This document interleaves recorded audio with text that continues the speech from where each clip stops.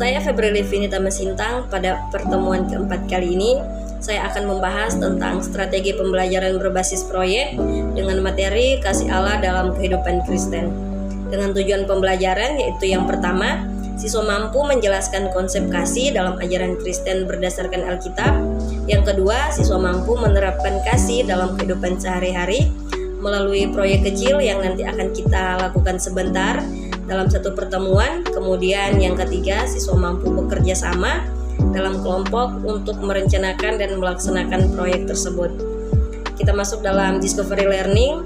Jadi Discovery Learning ini adalah salah satu model pembelajaran yang menekankan pada peran aktif siswa dalam menggali, menemukan, dan memahami konsep atau pengetahuan. Kemudian kita masuk dalam langkah-langkah pembelajaran, yaitu yang pertama ada pendahuluan, yang kedua ada penjelasan tugas, yang ketiga ada eksplorasi mandiri, yang keempat ada diskusi kelompok, yang kelima ada presentasi, yang keenam ada refleksi, dan yang terakhir ada penilaian. Kita masuk dalam pendahuluan selama 15 menit. Jadi sebelum memulaikan pembelajaran, saya akan terlebih dahulu mengucapkan salam kepada siswa, kemudian membuka kelas dengan bernyanyi dan berdoa. Selanjutnya memulai pembelajaran dengan memberikan pertanyaan tentang pengalaman kasih dalam kehidupan sehari-hari, lalu menyampaikan tujuan pembelajaran mengenai konsep kasih dalam ajaran Kristen berdasarkan Alkitab. Kemudian kita masuk dalam penjelasan tugas, yaitu ada 10 menit.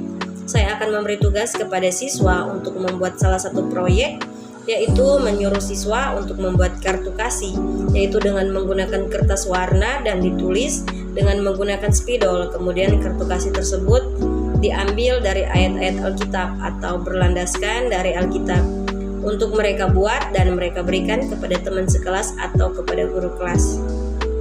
Kemudian kita masuk dalam eksplorasi mandiri. Jadi selama 20 menit. Pada sesi ini siswa diberikan waktu selama 20 menit untuk membaca dan menganalisis ayat-ayat Alkitab yang menekankan tentang kasih. Kita masuk dalam diskusi kelompok. Jadi selama 20 menit. Pada bagian ini saya akan membagi kelompok menjadi beberapa bagian. Kemudian setiap kelompok mendiskusikan ayat-ayat Alkitab yang telah mereka temukan dan yang telah mereka analisis sebelumnya mengenai tentang kasih. Kemudian siswa mendiskusikan bagaimana mereka dapat menyampaikan pesan kasih melalui kartu kasih yang telah mereka buat. Kemudian kita masuk dalam presentasi selama 15 menit.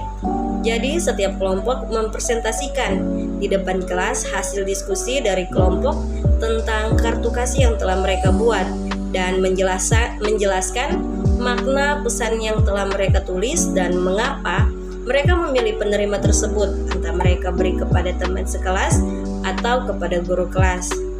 Selanjutnya kita masuk dalam refleksi dan diskusi. Jadi pada saat ini saya meminta siswa untuk menulis refleksi tentang bagaimana proyek ini membantu mereka memahami dan mengaplikasi dalam kehidupan sehari-hari. Kemudian yang terakhir ada penilaian.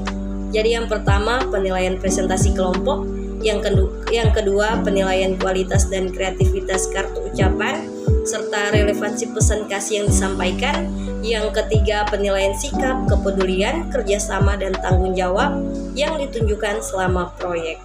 Terima kasih.